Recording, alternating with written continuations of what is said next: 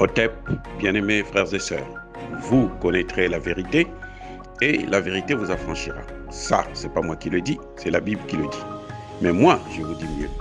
Vous connaîtrez la vérité historique, notamment celle de vos ancêtres kémites, et vous aurez une vision globale de ce que c'est que la vraie souveraineté politique. J'ajoute, vous reviendrez à la spiritualité africaine ancestrale et vous comprendrez les enjeux de l'indépendance économique. Et pour terminer, vous accepterez votre identité culturelle kémite et vous obtiendrez deux choses. La première, c'est la paix. La seconde, c'est le développement, à une condition. L'unité de toute l'Afrique noire, l'unité de tous les Noirs du monde entier.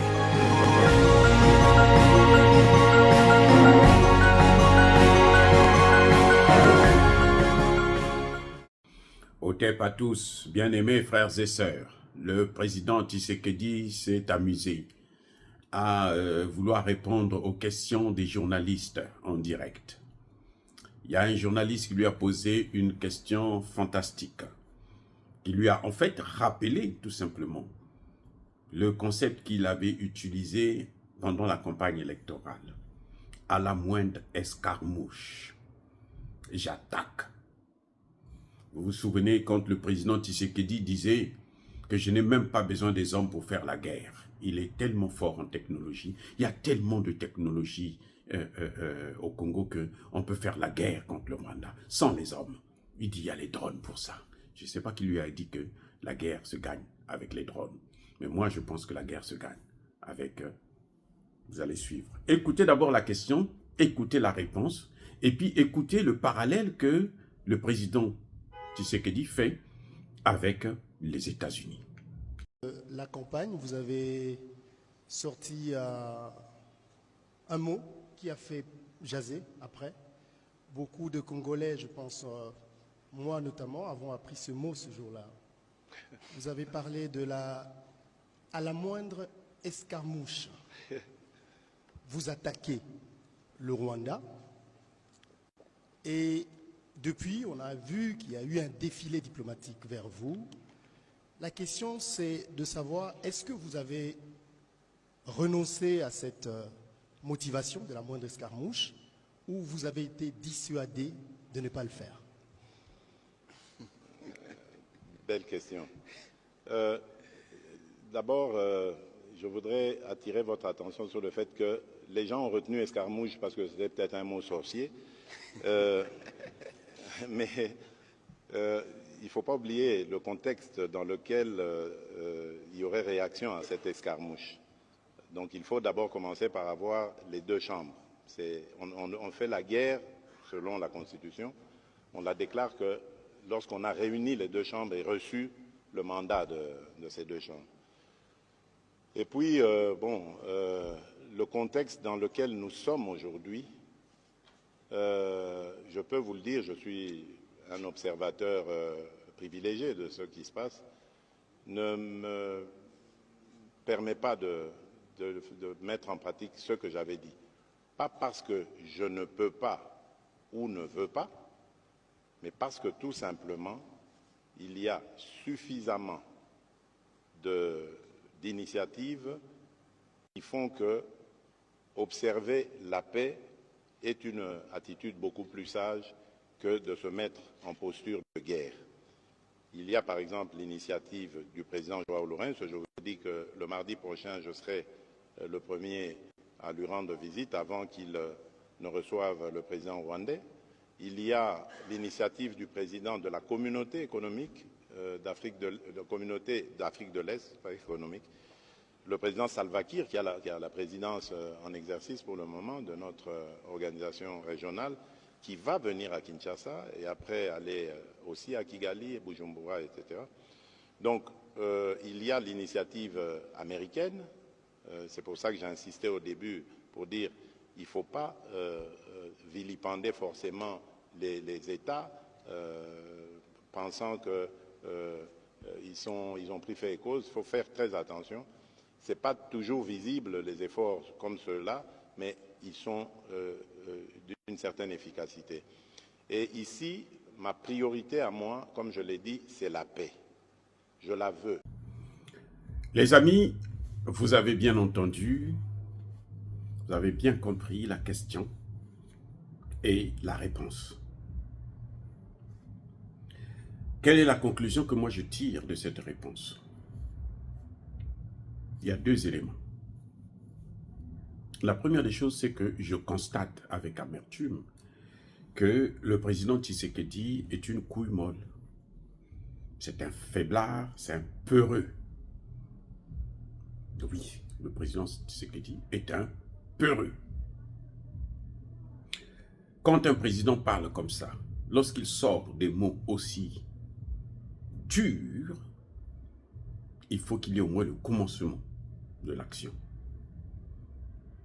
Il va vous dire qu'il y a la réponse de la montée en puissance de l'armée. Quelle montée en puissance?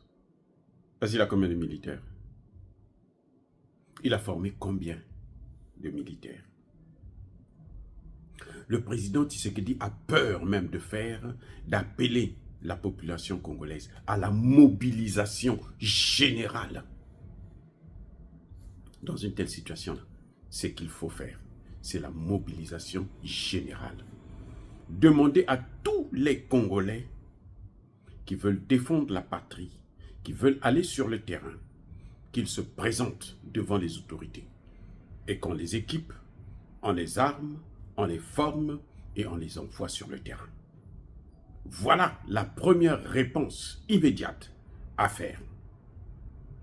Vous allez me dire que le Congo n'a pas d'équipement. Oui, on n'a pas d'équipement, c'est vrai.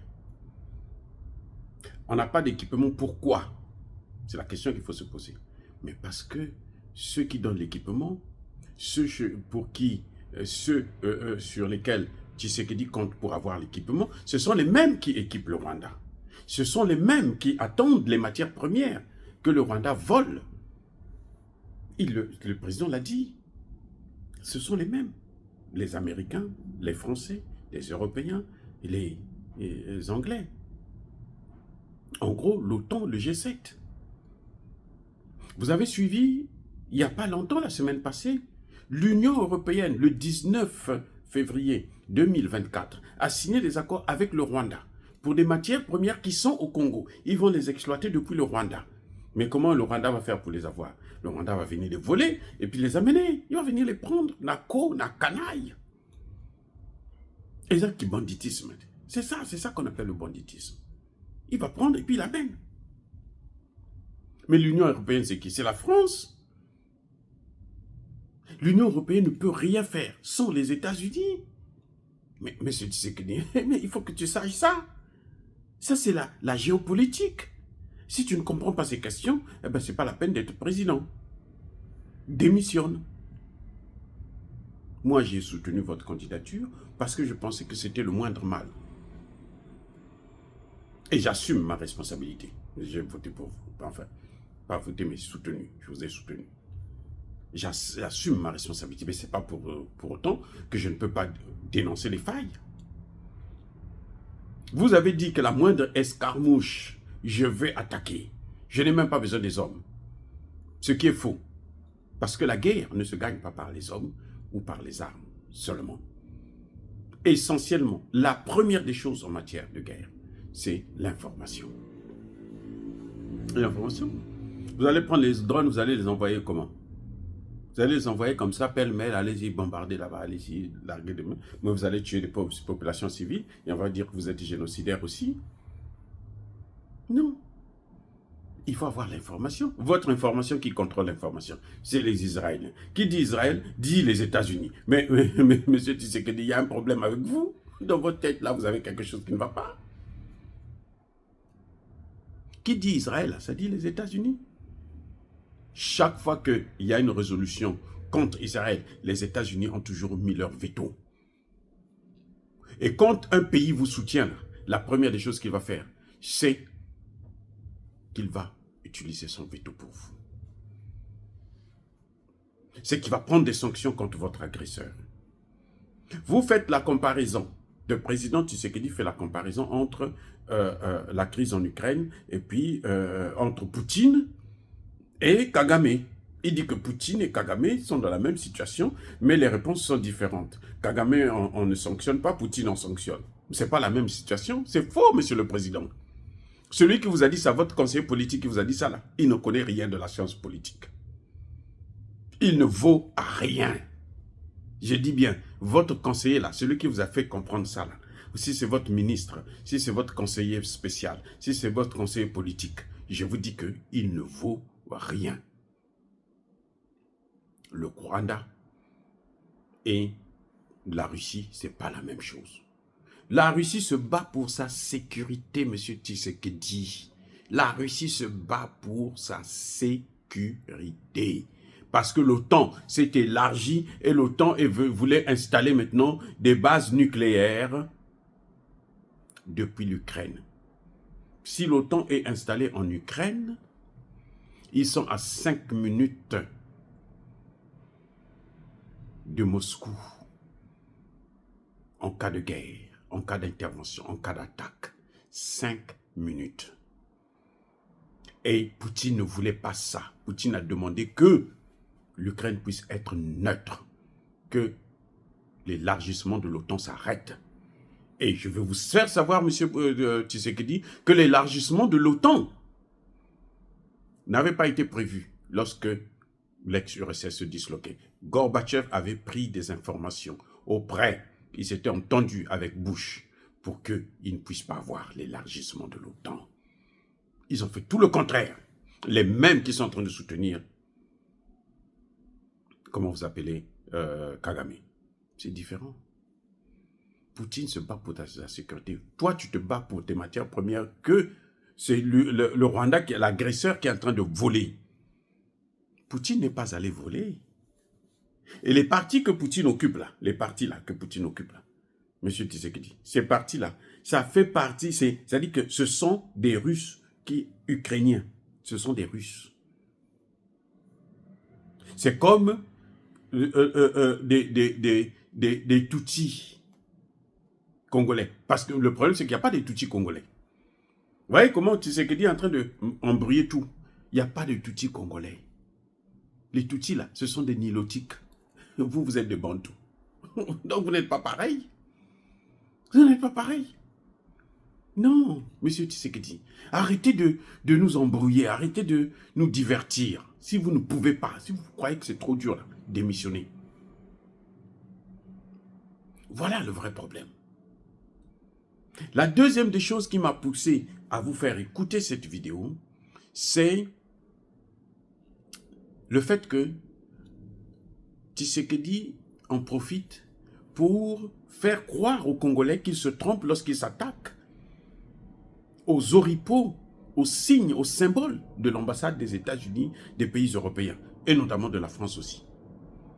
Mais, monsieur Tshisekedi, si ils peuvent vous manipuler, parce qu'on vous donne de l'argent, parce que ceci, parce qu'on vous intimide, parce que ce peuple-là, quand un peuple se soulève, là, il ne faut pas croire qu'ils sont bêtes. Non. On compte, même là, les Congolais sont très tolérants. Vous avez la chance que, la plupart, ils font que la musique, ils dansent. Mais quand ils dansent, ils ne voient pas ce qui est en train de se passer. C'est quand ils vont finir de danser, quand ils vont prendre leur retraite, parce que là, même dans la musique aussi, on prend la retraite. Non? Moi, j'ai eu cette occasion de rencontrer le grand Wendo aux États-Unis.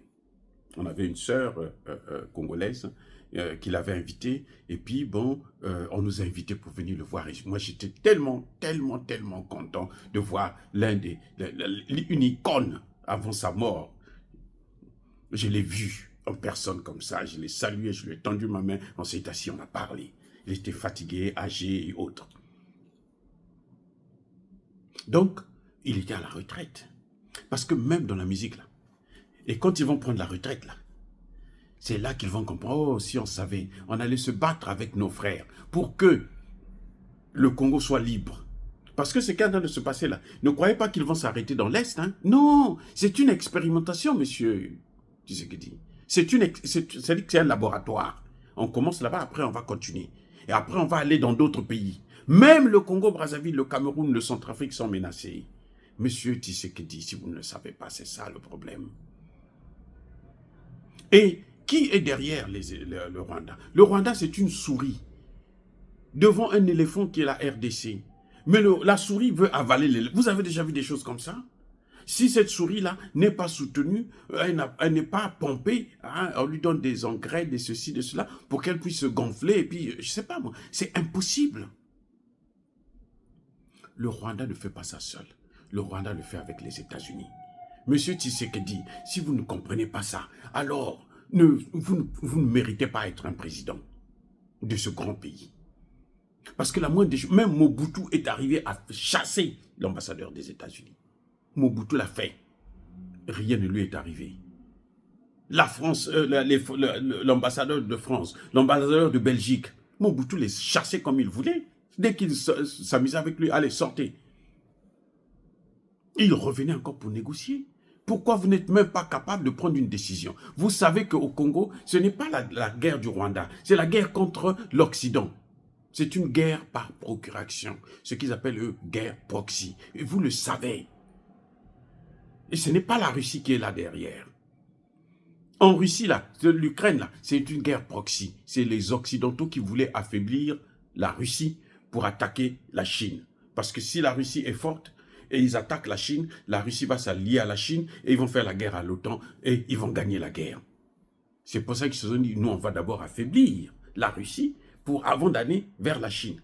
Voilà ce qui est en train de se passer. Ce n'est pas la même situation. Vous ne pouvez pas comparer les choses comme ça. Et vous ne pouvez pas interdire aux Congolais de ne pas marcher, de ne pas revendiquer leur droit d'être dans un pays libre, de ne pas se faire piller par les États-Unis, par la France et par les Occidentaux. Ça n'a aucun sens ce que vous êtes en train de dire et faire. Cette guerre, c'est la guerre des États-Unis, ce n'est pas la guerre du Rwanda. Le Rwanda sait qu'il ne peut pas s'aventurer à attaquer le Congo. Parce que s'il s'aventure, ça va mal aller. Donc, vous êtes pris, vous vous mettez vous-même dans un piège. Vous n'êtes même pas capable de faire partir la MONUSCO. Regardez comment vous êtes. Vous ne voyez pas que vous avez des problèmes?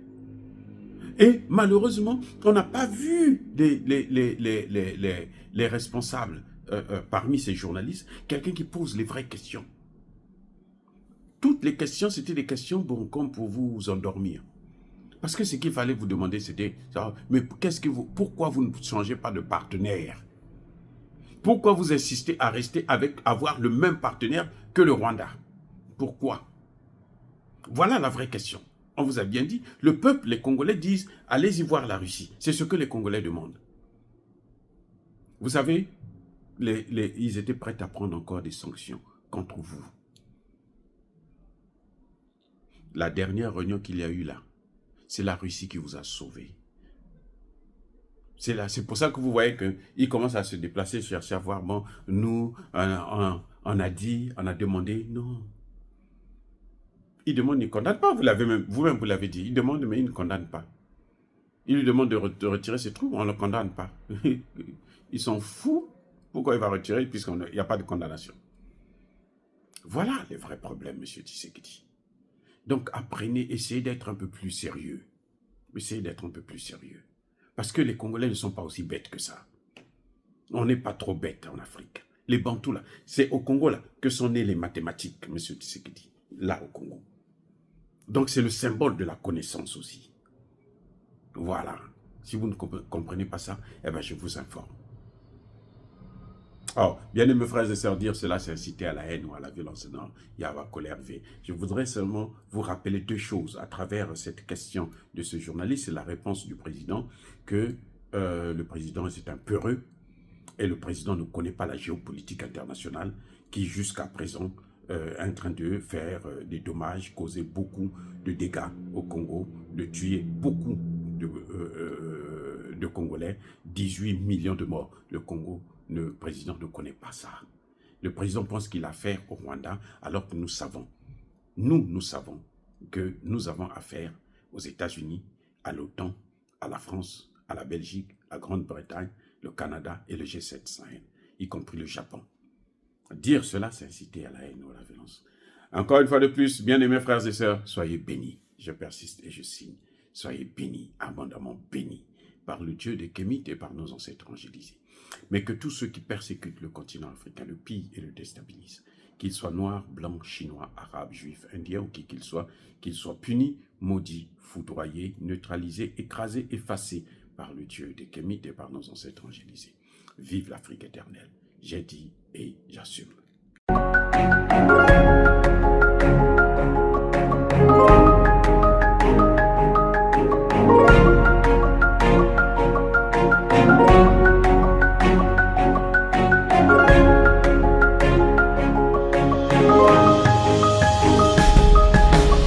Eux, ils marchent par la foi et non par la vue.